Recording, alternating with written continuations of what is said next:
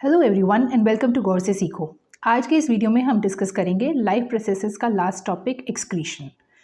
We have already spoken about कि nutrition क्या है, खाने को लेना, उसका डाइजेशन पढ़ लिया हमने, फिर उसके बाद हमने रेस्पिरेशन पढ़ा कि फाइनल जो सेल्यूलर रेस्पिरेशन है वो एनर्जी रिलीज कर रहा है एंड कैसे ये चीज़ें ट्रांसपोर्ट हो रही हैं। लास्ट टॉपिक एक्सक्रीशन जो है वो एक बहुत मेजर इंपॉर्टेंट लाइफ प्रोसेस है। क्यों? क्योंकि हम जो चीज़ें खा रहे हैं उनमें कुछ ऐसी चीज़ें भी हैं जो बिल्कुल भी डिज़ायर्ड नहीं है बॉडी से। फॉर एग्जाम्पल, हमने जैसे ऑक्सीजन ब्रीथ करी और कार्बन डाइऑक्साइड निकाल दी, सिंपल गैसेस एक्सचेंज से कार्बन डाइऑक्साइड बॉडी से बाहर चली गई। उसी तरीके से जो अनडाइजेस्टेड फूड है वो इजेस्ट हो गया इनस से। जब डाइजेस्टिव सिस्टम पढ़ा तो डाइजेशन के थ्रू जो चीज़ें नहीं पच पाई, अनडाइजेस्टेड फूड था, सॉलिड वेस्ट, वो बाहर निकल गया।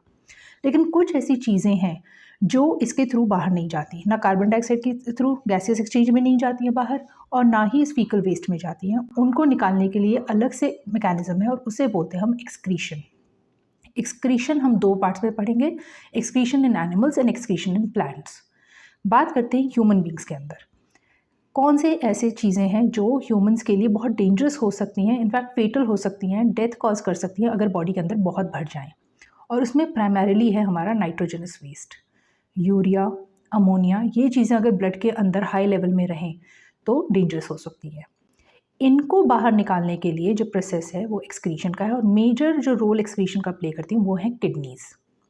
स्वेट के थ्रू भी ये प्रोडक्ट निकलता है। स्वेट मतलब पसीना जब निकलता है तो कुछ डिजॉल्व सॉल्ट्स और यूरिया निकलता है, बट मेजरली जिसको फिल्टर करता है वो है हमारी kidneys. Kidney bean shape structure है, जैसे राजमा का दाना होता है ना, उस तरीके से होती हैं। दो किडनीज होती हैं, there is always a pair of kidneys, back में पीछे की तरफ होती हैं।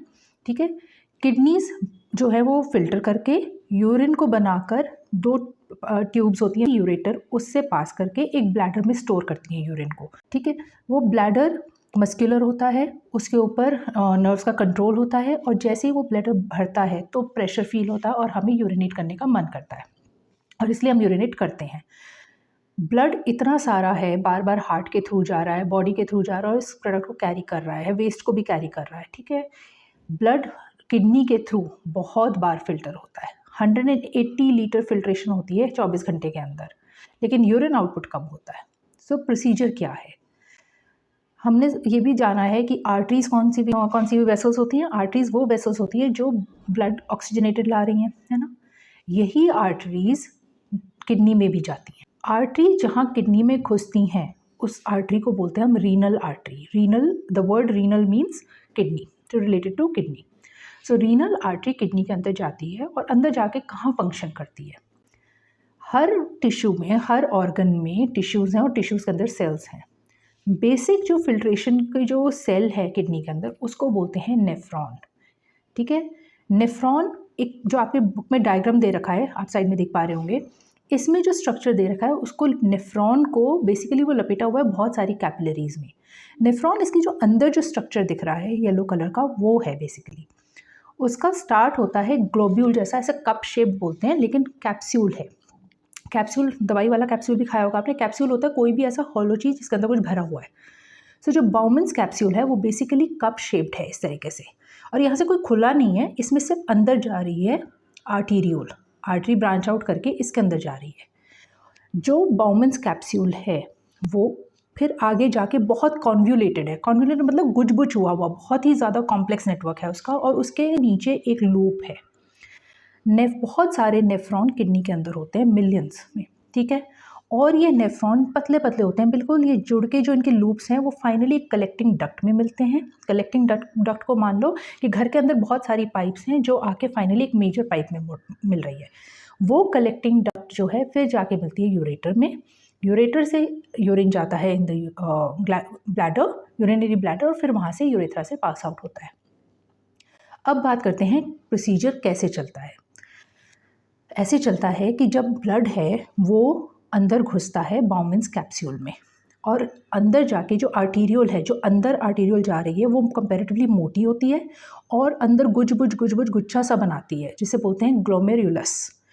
ये ग्लोमेरुलस घूम घूमकर और जब बाहर को आने लगती है तब तक पतली हो जाती है। इससे हो क्या रहा है, ब्लड जहाँ बहुत प्रेशर से रहा है और क्योंकि अंदर वाला जाने वाला पानी का जो सोर्स है, ब्लड का जो सोर्स है वो मोटा है, बाहर निकलने का पतला है, तो अंदर एक प्रेशर क्रिएट होता है। ऊपर से बाउमेंस कैप्सूल है, उसने ढक्कन दे रखा है, अंदर इस छन्नी के ऊपर प्रेशर पड़ रहा है। फॉर एग्जाम्पल आप छन्नी में कुछ सामान डालो और उसको दबाओ तो नीचे प्रेशर से चीजें निकलेंगी। इसी तरीके से जो अंदर आर्टीरियल है और पतली पतली कैपिलरी फाइन कैपिलरीज बन गई हैं, उनके अंदर प्रेशर होता है। उस प्रेशर की वजह से पानी, साथ में उसके amino acids, urea, glucose, salts, ये सब चीजें भी बाहर निकल जाती हैं। रेड ब्लड सेल्स और प्रोटीन यहाँ नहीं निकलता, ठीक है, उनका साइज बड़ा होता है, नेचर ने ऐसा बनाया कि ये लॉस ना हो, सो वो नहीं निकलता। उसके अलावा बहुत सी चीजें इस बाउमेंस कैप्सूल में आ जाती हैं। बाउमेंस कैप्सूल से ये धीरे धीरे कॉन्वोल्यूटेड ट्यूब्यूल में जाती हैं, जो ऐसा गुच्छा बाहर बना हुआ है, और फिर लूप में जाती हैं। अब जो बाहर आर्टरी निकली वो अंडर प्रेशर से सब कुछ अपना निकाल दिया, एक तरीके से बुद्धू बन गई यहाँ के, उसने तो सब कुछ ही दे दिया बाउमेंस कैप्सूल को, एंड देन इट रियलाइज कि नहीं यार सब नहीं देना था, कुछ तो मुझे वापस चाहिए। सो जितना कुछ छन के बाउमेंस कैप्सूल में गया, उसको आर्टरी जो है वो पूरे उस नेफ्रॉन को ढके हुए है, वहाँ वो वापस सेलेक्टिव रीअब्जॉर्प्शन करती है। सेलेक्टिव रीअब्जॉर्प्शन का मतलब ये है कि उसमें से पानी और बहुत सी चीज़ें एक्सेप्ट यूरिया, क्योंकि वो नाइट्रोजन से बेस्ड है, और अमोनिया, ऐसी चीज़ें जो है ये उसी में रह जाती है ट्यूब्यूल में, बाकी रीअब्जॉर्ब हो जाता है आपके ब्लड में और फिर वापस वेन्स में होकर बॉडी में चला जाता है। सो मेजर आपको इस लेवल पे 10th के लिए आपको याद रखना है, पहली चीज़ की नेफ्रॉन क्या है। नेफ्रॉन जो है वो बेसिक यूनिट है फिल्ट्रेशन की, उसमें ऊपर कैप्सूल लाइक होता है बाउमेंस कैप्सूल, जिसके बाद कॉन्वोल्यूटेड ट्यूब्यूल है और एक नीचे लूप है, और वो जाके कनेक्टिंग डक्ट में जुड़ता है। ब्लड जब अंदर आता है आर्टीरियोल से, तो वहाँ प्रेशर से इसमें से चीज़ें बाहर निकल के बाउमेंस कैप्सूल में आ जाती हैं। बाकी का जब सर्कुलेट होता है ब्लड, जिसमें रेड ब्लड सेल्स हैं और आपकी प्रोटीन्स हैं, प्लाज्मा है, वो कैपिलरीज में घूम के सेलेक्टिव रीअब्सॉर्प्शन करता है। वेस्ट और वाटर, एक्सेस वाटर, ये बाहर बॉडी से एज यूरिन निकल जाता है। वाटर का रेगुलेशन किडनी ही करती है, इसको ऑस्मो रेगुलेशन बोलते हैं। ऑस्मो का मतलब हमने पढ़ा था, ऑस्मोसिस होता है सेलेक्टिव मेम्ब्रेन से इधर उधर होना। ऑस्मो रेगुलेशन मतलब ऑस्मोटिक प्रेशर जो है ब्लड का, वो मेंटेन कौन करता है, किडनी करती है, और ये किडनी करती है, इसको हमें इशारा देता है हमारा ब्रेन। बॉडी में फ्लूइड ज़्यादा है, पुश आउट, बॉडी में फ्लूइड कम हो रहा है, डिहाइड्रेट हो रहा है, रोक लो। So urine output is basically function kidney का है, लेकिन कंट्रोल वाटर का क्वांटिटी उसमें रेगुलेट करता है हमारा ब्रेन। अब एक बारी उसका जो फिल्ट्रेट है वो वापस आ गया उसमें कलेक्टिंग डक्ट में, कलेक्टिंग डक्ट से यूरेटर में जाएगा, ब्लैडर में जाके स्टोर हो जाएगा। Once the bladder, because it's a muscular structure, वो फूलेगा, प्रेशर एक्सर्ट करेगा, तो सेंसेशन या सिग्नल मिलेगा बॉडी को टू थ्रो इट आउट। तो ये है बेसिकली ह्यूमंस में एक्सक्रीशन। यहाँ पर कई बार आपने सुना होगा कि लोगों की एक किडनी खराब हो गई, एक किडनी फेल हो गई या कुछ।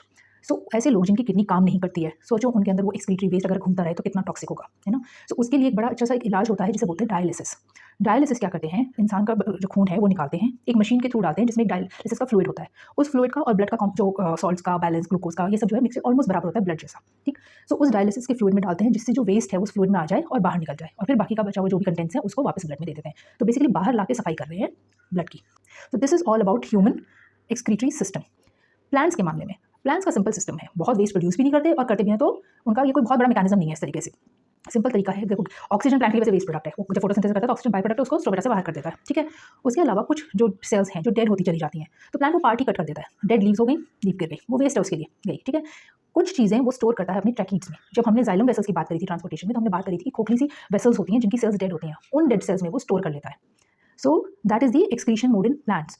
एंड कैसे, जैसे रेजिन, गम, देखेंगे ना आपने, गोंद के लड्डू बनते हैं, वो गोंद जो होता है वो बेसिकली वेस्ट प्रोडक्ट है प्लांट का।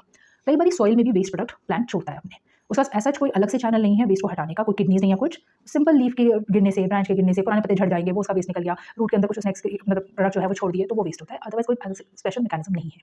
तो this concludes the chapter life processes. लंबा चैप्टर है बट बहुत सारे इंपॉर्टेंट पॉइंट्स हैं, एंड बेसिक है कि 10th क्लास पास करते तक आपको बेसिक इतने लाइफ प्रोसेसेस आने चाहिए। I hope you like the video. अच्छा लगे तो प्लीज कमेंट करके बताएं, कोई सजेशन हो तो प्लीज कमेंट करके बताएं। Thank you for watching.